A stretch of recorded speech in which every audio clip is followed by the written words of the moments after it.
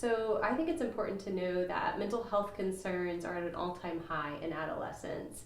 Actually, before COVID, 1 in 5 children and adolescents had a mental health disorder, and only 20%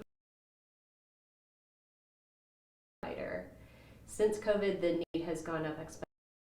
So mental health related emergency room visits have increased by about 31% in kids between ages 12 and 17, and that's in comparison to 2019 data. So COVID's added some additional stress on our adolescents as well.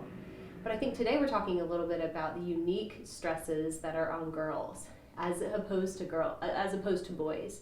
And so girls really experience some unique psychosocial stressors, and we're noticing that they're at an increased risk for depression, anxiety, and suicidal ideation. I think the behavioral health needs of our adolescents were exacerbated by COVID for a number of reasons. Kids lost their routine. There were a number of new stressors in their homes. So financial stressors, people lost their jobs. There was increased violence and conflict in homes as families were more together and also managing a number of stressors. And then I think just returning to school, a lot of adolescents experienced a lot of anxiety. They hadn't been in that setting for a while. They missed some key moments in their development, and then they had to step right back into the routine.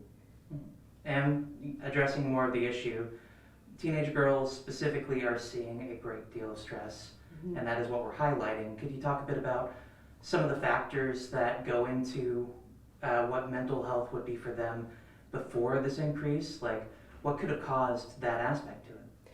Yeah, it's a great question. I think it's interesting to look at what used to threaten our adolescents' health back in the 80s were external threats. So things like drugs and drinking and smoking and teen pregnancy.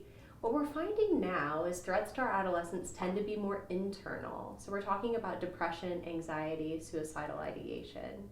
So when we think about how girls are impacted, I actually think they have kind of a double whammy. They have external threats. They are more likely to be victimized sexually. So 1 in 5 girls are going to experience some kind of sexual aggression or sexual assault. So they have that external threat.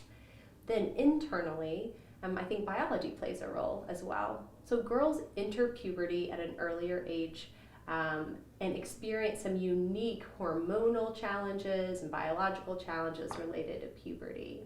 The thing that I found most interesting is in 1900, the average girl experienced puberty at the age of 12, at least the start of it. Let me say that again. In 1900, experienced puberty at the age of 14.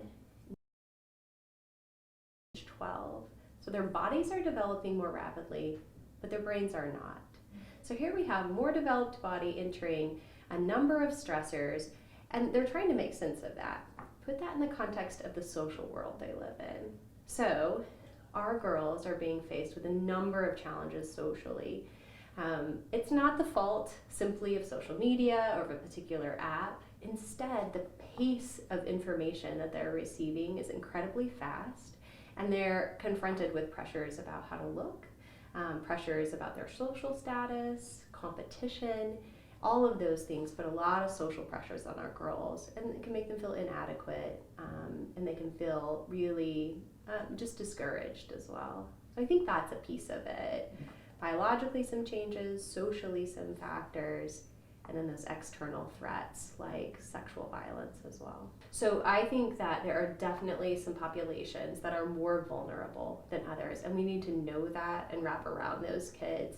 Certainly girls in the LGBTQ plus community are at higher risk. I work with a number of kids who have medical conditions, and there are things that make them really stand out and are different than their peers as well. And so yes, absolutely we want to be aware of the unique populations that may need us to be extra sensitized to their unique challenges.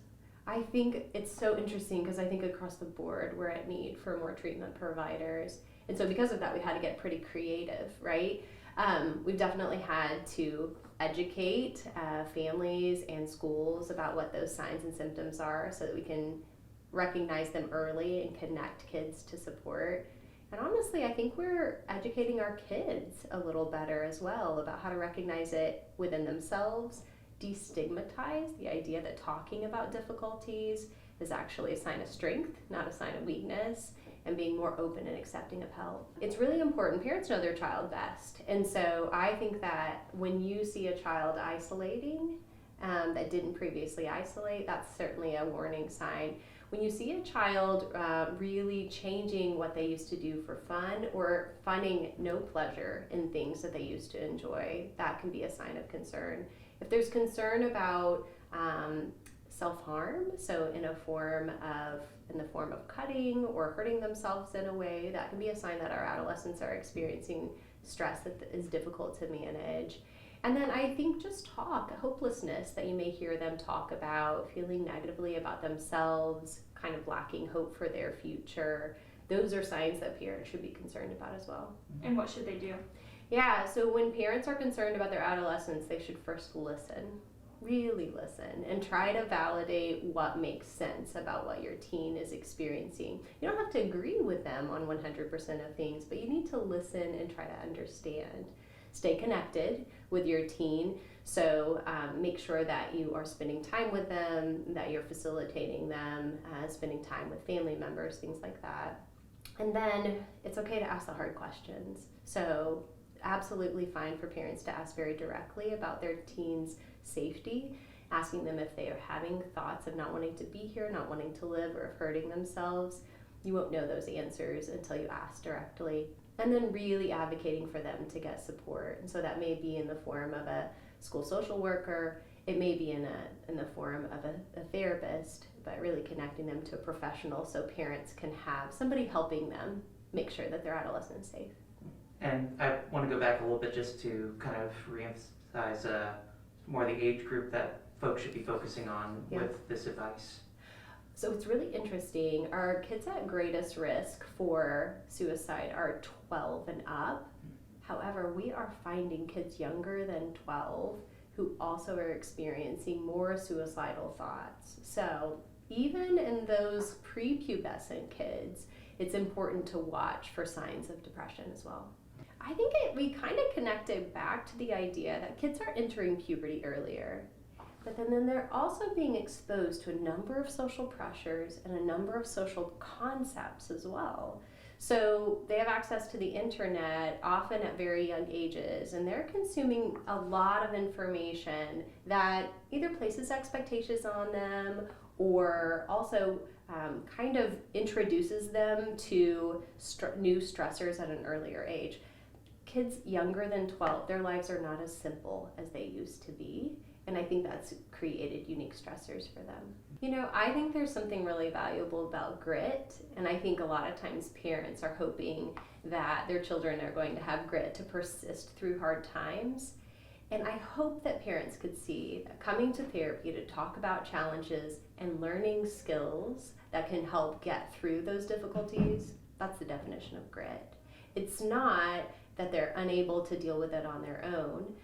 But instead, they're using available tools and strategies to develop kind of self-capacity, the ability to manage that. I also think that it's really important for parents to know that early intervention is key.